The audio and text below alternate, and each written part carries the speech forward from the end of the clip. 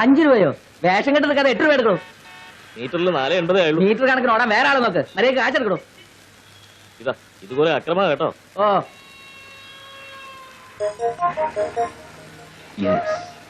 ഏയ് ഓട്ടോ എവിടേക്കാ? ബ്രോഡ്വേ. ഞാൻ അങ്ങോട്ടില്ല. പിന്നെ അങ്ങോട്ടാ? കച്ചേരി പടിക്കലേക്ക്. ആ എങ്കിലും അങ്ങോട്ട്.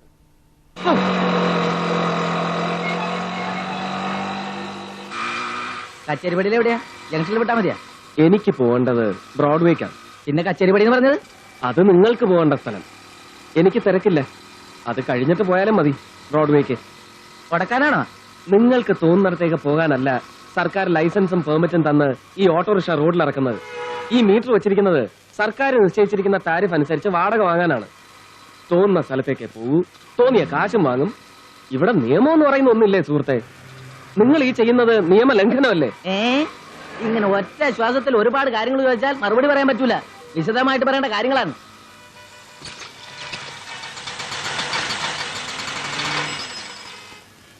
വേണ്ട, ഈ സാറിന് നമ്മളെ കുറച്ച് നിയമം പഠിപ്പിക്കാനുണ്ടെന്ന്. വരണടാ.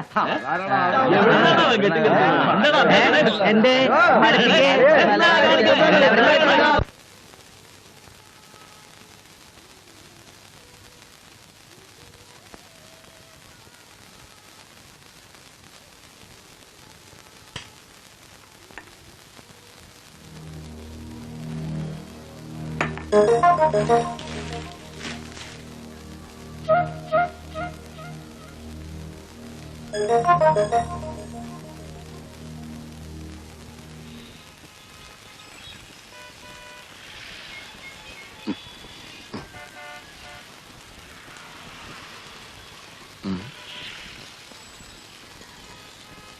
ഏയ്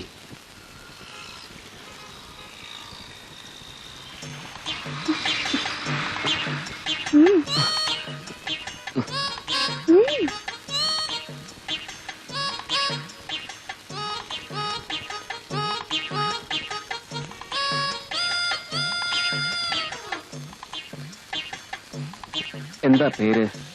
ഇഷ്ടമുള്ള എന്ത് പേര് വേണമെങ്കിലും വിളിച്ചു. അയ്യോ അതല്ല, നിങ്ങളുടെ ശരിക്കുള്ള പേര്, വീട്, ചുറ്റുപാടുകൾ, എങ്ങനെ ജീവിതത്തിൽ ആദ്യമായിട്ട് വഴിതെറ്റി ഈ വൃത്തികെട്ട തൊഴിലിൽ വന്ന് പെട്ടു, ആ സാഹചര്യങ്ങൾ. വൃത്തികെട്ട തൊഴിൽ ചെയ്യുന്നതേ നിന്റെ വീട്ടിലുള്ളവരാ. പരമ നാറി. നീ ആരടാ? മൈസാട്ടോ കിണങ്ങിണക്കി കിണങ്ങിച്ച് പോയ പോരെ എന്ന് ന്യായം വെച്ചിരിക്കുന്നു. എന്താടാ ഇവിടെ? സർ ഞാൻ നിന്നെ ഇവിടെ കണ്ടുപോലെ ഒന്ന് പലവട്ടം പറഞ്ഞിട്ടില്ലേ? ഞാൻ എന്റെ പാട്ടിന് പോവായിരുന്നു സാറേ. ഇയാൾ എന്നെ പിടിച്ചെടുത്ത് വേണ്ടതിന് പറയാ. പട്ടാ പകലും നടു റോഡില് പോടാ.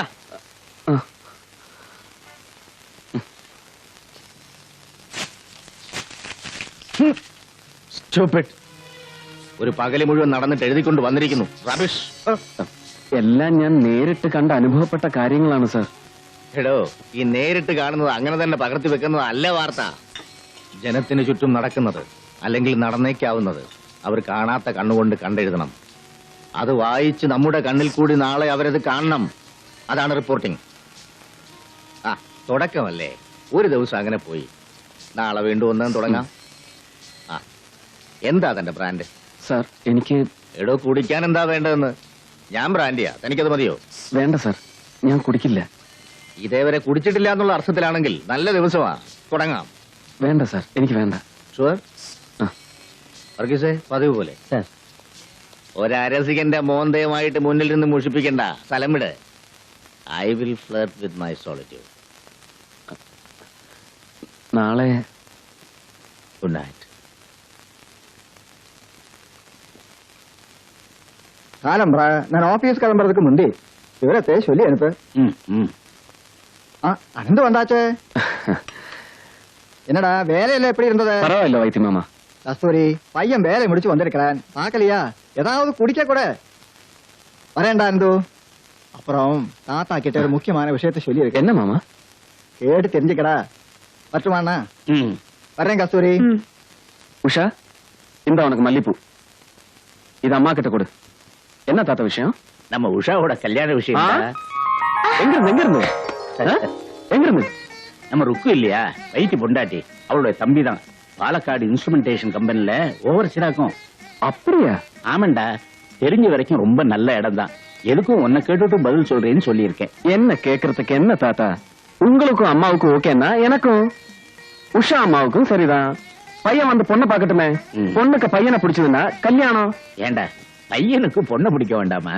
அடாடாடாடாடா, இந்த முகத்தை பார்த்து எவனாவது பிடிக்கலன்னு சொல்லிடுவானா? போங்கண்ணா.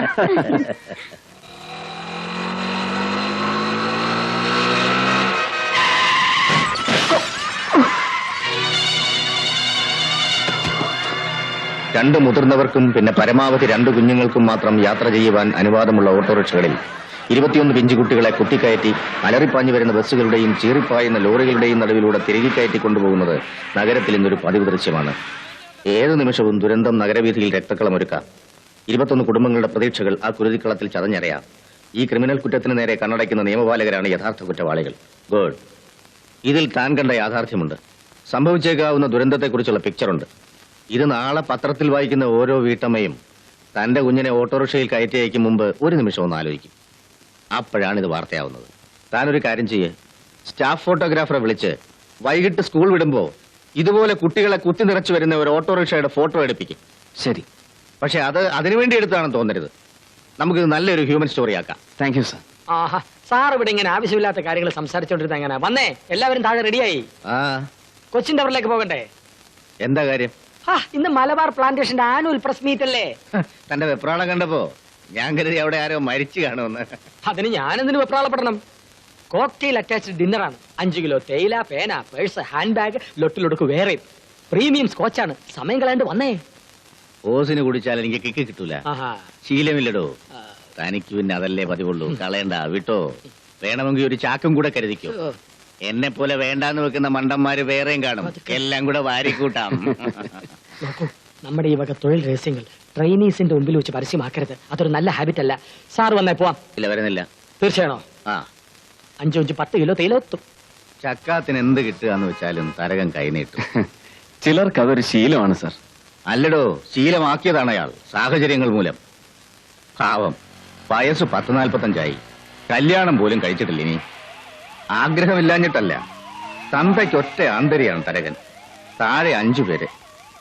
റിവേഴ്സ് എടുക്കാൻ മക്കളുടെ ചുമതല മുഴുവൻ ഈ പാവത്തിന്റെ തലയിൽ വെച്ച് ഇയാളെ നരകത്തിൽ തള്ളിയിട്ട് നാളെ ആശാനെങ്ങോട്ടാ? ആ, താനോ? വാ, കയറ്. ഞാനിന്ന് ഇവിടെ ക്യാമ്പ്. വാ, നമുക്ക് ഗസ്റ്റ് ഹൗസിലേക്ക് വാ. കൊല്ലം എത്രേ നമ്മൾ തമ്മിലൊന്ന് ആഘോഷിച്ചിട്ട്. വാ. ഇല്ല, ഇയാള് പോ. വലിപ്പം വെപ്പിക്കാണ്ട് കയറാശാനെ. ഞാൻ പഴയ ബാലനല്ലേ വിളിക്കുന്നേ. ഞാൻ പഴയ കൃഷ്ണമൂർത്തി തന്നെയാണ്. പക്ഷെ താൻ പഴയ ബാലനല്ല. ആഭ്യന്തര വകുപ്പ് മന്ത്രി വലപ്പാട് ബാലകൃഷ്ണൻ. ആ പത്രാസ് കാണിച്ച് എന്റെ മുമ്പിൽ ആളാവണ്ട. നാവ് ചൊറിഞ്ഞാ ഞാൻ വല്ലതും വിളിച്ചു പറയും. കുറച്ചില് തനിക്കാ. പോ. എന്നാ ശരി, എങ്കിൽ പിന്നെ അങ്ങനെ തന്നെ. എന്താണ് നോക്കിക്കുന്നത്? ഒന്നുമില്ല.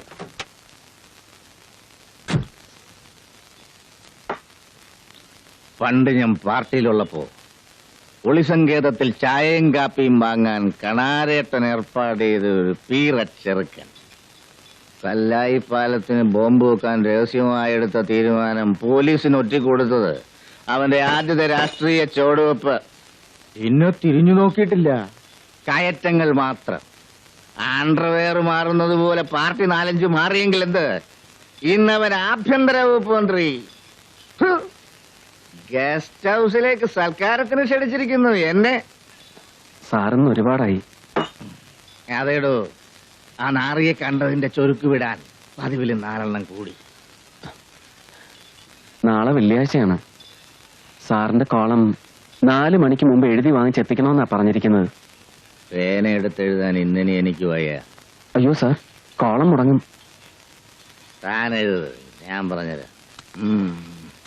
എന്തിനെ കുറിച്ചാ എഴുതുക? ആരെ കുറിച്ചാ? ആ, വലപ്പാട് ബാലകൃഷ്ണൻ മന്ത്രി. അവന്റെ നെഞ്ചത്ത് തന്നെ ആവട്ടെ ഇന്നത്തെ താണ്ഡവം. എഴുതോടോ ഹെഡിങ്. ആഭ്യന്തര വകുപ്പല്ല, അഴിമതി വകുപ്പ്. ഈ മന്ത്രിസഭ അധികാരത്തിൽ വന്നിട്ട് വലപ്പാട് ബാലകൃഷ്ണൻ ആഭ്യന്തര വകുപ്പിന്റെ ചുമതല ഏറ്റ ശേഷം പോലീസുകാർ പ്രതികളായി 233 കേസുകൾ രജിസ്റ്റർ ചെയ്തിട്ടുണ്ടെന്ന് ഗവൺമെന്റിന്റെ ഔദ്യോഗിക കണക്കുകൾ തന്നെ സമ്മതിക്കുന്നു. ശ്ശോ, ഇത് വളരെ പഴയ കണക്കാണ്. അത് തന്നെ മുഴുവനുമില്ല. രജിസ്റ്റർ ചെയ്യാതെ പോയ കേസുകൾ ഇതിന്റെ 10 ഇരട്ടി വേറെ കിടക്കുന്നു. യാചക നിരോധന മേഖലയിൽ ഭിക്ഷാടനത്തിനിറങ്ങാം പോലീസിന് കൈക്കൂലി കൊടുത്താൽ. ഇതായിരിക്കുന്നു സ്ഥിതി. ഇതിനേക്കാൾ ഹീനമായ ഒരു അഴിമതി ലോകത്തിൽ വേറെ എവിടെയാണ് ചൂണ്ടിക്കാട്ടാനാവുക? നിർത്തണോ? ഏതാണ്ട് ഒരു ആനക്കാര്യം പോലെ ഭിക്ഷക്കാരെ ഒരു ദിവസത്തെ വരുമാനം എന്താണെന്ന് കണ്ട ബാറിലിരുന്ന് വായി തോന്നുന്ന നാറിക്കറിയോ? ടൂറിസ്റ്റ് ടാക്സി വരേണ്ട അവരെ ചിലർക്ക് ഇവിടെ. എന്ന് വെച്ചാ താനാ കേരള ഭൂമിയിലെ മേലോട് വിളിച്ചു ലൈനിൽ തന്നെ. സാർ,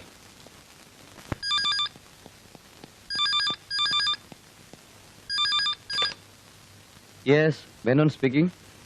ഹോം മിനിസ്റ്ററോ? കൊടുക്കൂ. Good morning sir. ഓ, കണ്ടില്ല. കാണാതെ പിന്നെ താൻ പത്രാധിപരാണെന്ന് പറഞ്ഞ് അവിടെ ഇരിക്കുന്നതിനാ? കണ്ടിട്ടേ കൊടുക്കാവുന്നതാണ്. ഇന്നലെ പക്ഷേ ലോട്ടസ് ക്ലബിൽ റമ്മി ടൂർണമെന്റ് ആയിരുന്നുകൊണ്ട് ഞാൻ ആ തിരക്കിലതങ്ങ്. ഉവ്വ്, അതെ. പക്ഷെ അതല്ല, മൂർത്തിയെ പോലൊരു സീനിയർ ഹാൻഡ് എഴുതുമ്പോ സെൻസർ ചെയ്യേണ്ട കാര്യമില്ലല്ലോ എന്ന് കരുതി. എന്ന് വെച്ചാൽ എന്ത് തോന്നിയാസം എഴുതാന്നോ? അയ്യോ അല്ല. എടോ, എന്നെ കണക്കാക്കണ്ട. പക്ഷെ ഞാനിരിക്കുന്ന ഈ കസേര ഉണ്ടല്ലോ, അതിനൊരു സ്ഥാനവും വിലയുണ്ട്. അതുപയോഗിച്ച് തന്റെ പത്രവും മാനേജ്മെന്റും പലതും നേടുന്നുണ്ട്. സാർ ഇത്തവണത്തേക്കൊന്ന് മാപ്പാക്ക്. ഞാൻ അയാളെ വിളിച്ച് സംസാരിച്ചോളാം. പിന്നെ ബാലകൃഷ്ണൻ ഇടഞ്ഞ മഹാ ചെറ്റയാണ്. ആ,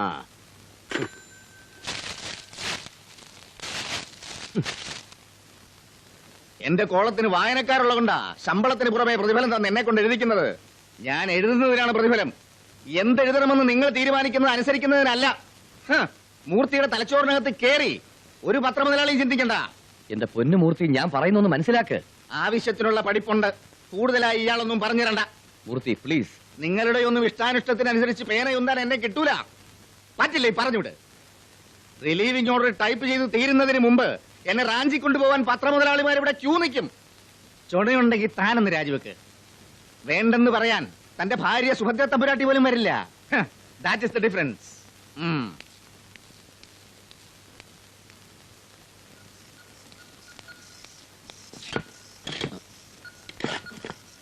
സർ, എന്താടോ? കമ്മീഷണേഴ്സ് ഓഫീസിൽ നിന്ന് ഫോൺ ഉണ്ടായിരുന്നു. നമ്മുടെ വാർത്തയുടെ അടിസ്ഥാനത്തിൽ ഓട്ടോറിക്ഷയിൽ 6 കുട്ടികളിൽ കൂടുതൽ കയറ്റുന്നത് നിരോധിച്ചു. പ്രസ് നോട്ടിഫിക്കേഷൻ ഉണ്ട്. ഗുഡ്. ഇത് ഞാനൊരു ബോക്സ് ആയിട്ട് കൊടുക്കും. കേരള ഭൂമി ലേഖകൻ അനന്തുവിന്റെ റിപ്പോർട്ടിന്റെ അടിസ്ഥാനത്തിൽ പോലീസിന്റെ സത്വര നടപടി. U deserve it my boy.